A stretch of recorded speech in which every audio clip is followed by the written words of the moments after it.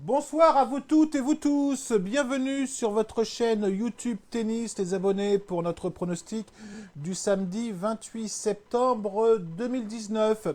Je vous remercie les abonnés pour la confiance que vous témoignez à votre chaîne YouTube Tennis depuis sa création. Si de votre côté vous nous découvrez pour la première fois, vous êtes un passionné de tennis ou un passionné de paris sportif tennis, vous pouvez vous abonner si vous le souhaitez. Alors je vous gâte pas beaucoup les abonnés en vidéo actuellement, il y a deux raisons à ça. C'est la première raison, c'est que j'ai pas beaucoup de temps disponible. Et la deuxième raison, c'est que c'est vrai que sur cette tournée en Asie, je suis très prudent parce qu'il y a énormément de douilles, énormément de surprises. Et j'ai pas du tout envie de vous emmener dans le mur. On fait un point sur le combiné que je vous avais proposé donc mercredi dernier en méthode principale. Donc je vous avais proposé Pliskova gagnante et Pouille gagnant. Bah, faut avouer que au moins sur ce combiné, je me suis complètement planté hein, puisqu'on a perdu les deux matchs. Alors je vous dirais, vaut mieux perdre les deux matchs sur un combiné que perdre un match sur un combiné puis un autre match sur un autre. Au moins on en passe un sur deux, ce qui a été le cas la journée précédente. Alors que dire sur ce match-là? Je ne vais pas m'éterniser sur Pliskova parce que bon effectivement elle a perdu contre une joueuse qui était supérieure sur ce match-là. Ce qui nous a beaucoup agacé, vous les abonnés, les membres Telegram et moi-même, c'est la performance de Lucas Pouille parce qu'on a eu l'impression qu'il n'était pas forcément dedans. Alors vous savez, c'est pas Pouille hein, qui est à mon avis responsable de cette erreur de pronostic, je vais vous le dire, c'est moi, c'est-à-dire que j'ai mal identifié le niveau réel de Kuhn, j'ai mal identifié aussi que Pouille, fin de semaine dernière, était encore en France et qu'il lui aurait fallu quelques jours pour s'acclimater un petit peu au décalage horaire, donc je me suis planté, effectivement, je fais amende honorable, quand de toute façon je me plante, je l'assume, vous le savez très bien, ceux qui nous suivent depuis le départ, comment je fonctionne. En avis, je vous avais donné donc un avis, je vous avais proposé risque gagnante contre Wang. Par contre, effectivement, cet avis est passé. Avec une bonne risque, une cote que vous avez pris jusqu'à 2,75. Donc pour ceux qui ont suivi cet avis, je vous dis bravo.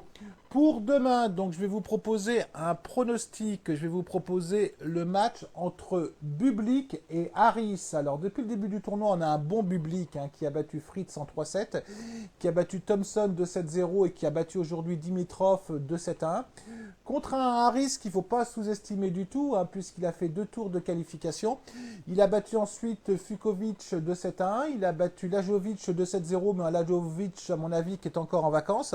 Aujourd'hui, il a battu Souza 2-7-1.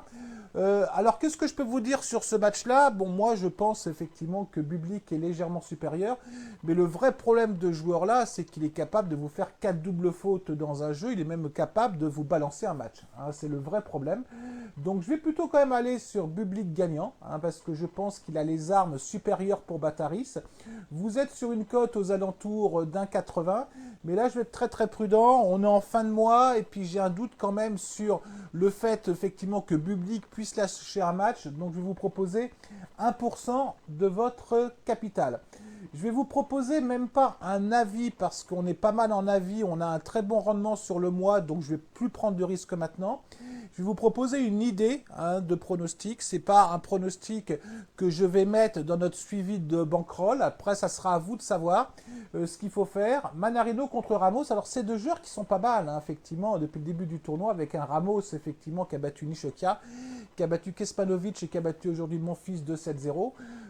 Contre un Manarino, qui est pas mal aussi, hein, puisqu'il a battu Zhang, il a battu Tsitsipas, bien qu'il était légèrement blessé.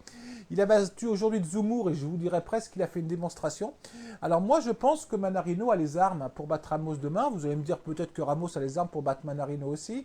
En confrontation ils sont un petit peu kiff-kiff hein, puisqu'on a effectivement 3 victoires Ramos, 2 victoires Manarino. Mais si Manarino joue comme il a joué aujourd'hui contre Zoumour, je pense effectivement qu'il est capable de battre Ramos demain. C'est pas un pronostic, c'est pas un avis, c'est une idée hein, que je vous donne. Après vous en faites ce que vous voulez. Voilà les abonnés, j'ai terminé pour ce soir. Donc je vais vous souhaiter une très bonne soirée à vous toutes et vous tous. Je vous dis peut-être à demain si les choses se présentent. Sinon on se retrouvera dimanche soir. Bonne soirée. Allez, ciao.